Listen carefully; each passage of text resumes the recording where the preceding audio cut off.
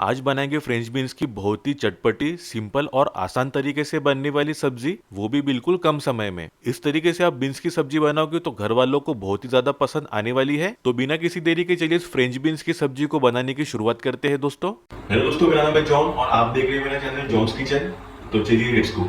तो सबसे पहले मैंने यहाँ पे लिया है फ्रेंच बीन्स 400 ग्राम के करीब, और इसे मैंने छोटे टुकड़ों में पहले से ही कट करके रख दिया था दोस्तों। और बीन्स को मैंने साफ पानी से 2 से 3 बार धो के रख लिया है दोस्तों। तो बढ़ते हैं इसके नेक्स्ट प्रोसेस की ओर।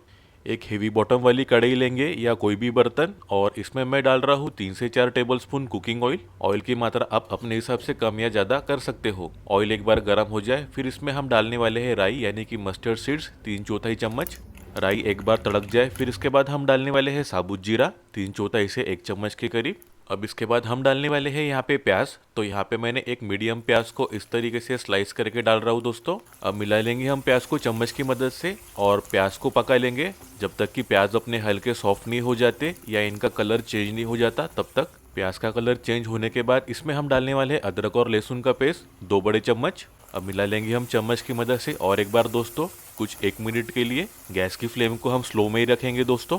अब तीखेपन के लिए इसमें हम डालने वाले हैं हरी मिर्च। तो यहाँ पे मैं 3 से 4 हरी मिर्चों को बारीक चॉप करके डाल रहा हूँ दोस्तों। और फिर इसके बाद हम डालने वाले हैं टमाटर। तो यहाँ पे मैंने एक टमाटर को रफली चॉप कर लिया था दोस्तों। अब मिला लेंगे हम एक साथ सभी चीज़ों को चम्मच की मदद से और मिक्स कर लेंगे इन्हें कुछ 1 मिनट के लिए। और फिर इसके ऊपर हम ढक्कन लगा देंगे दोस्तों और 3 से 4 मिनट के लिए पकने के लिए छोड़ देंगे प्याज और टमाटर को स्लो आंच पर। लगभग 3 मिनट हो चुके हैं, ढक्कन खोलकर चेक कर लेंगे हम।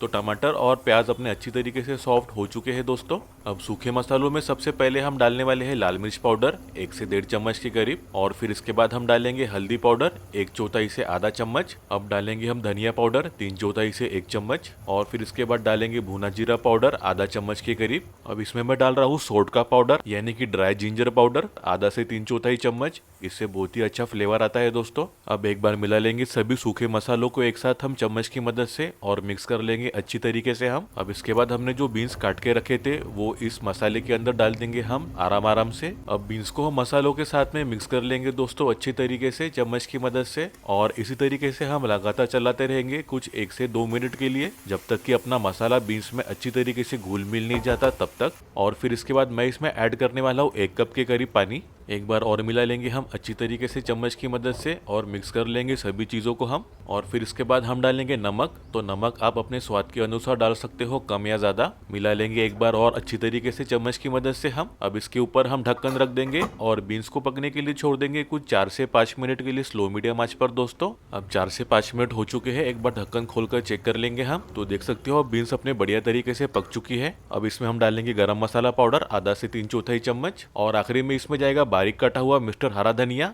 जो सब्जी का स्वाद 2 गुना ज्यादा बढ़ा देगा। मिक्स कर लेंगे एक बार और अच्छी तरीके से चम्मच की मदद से।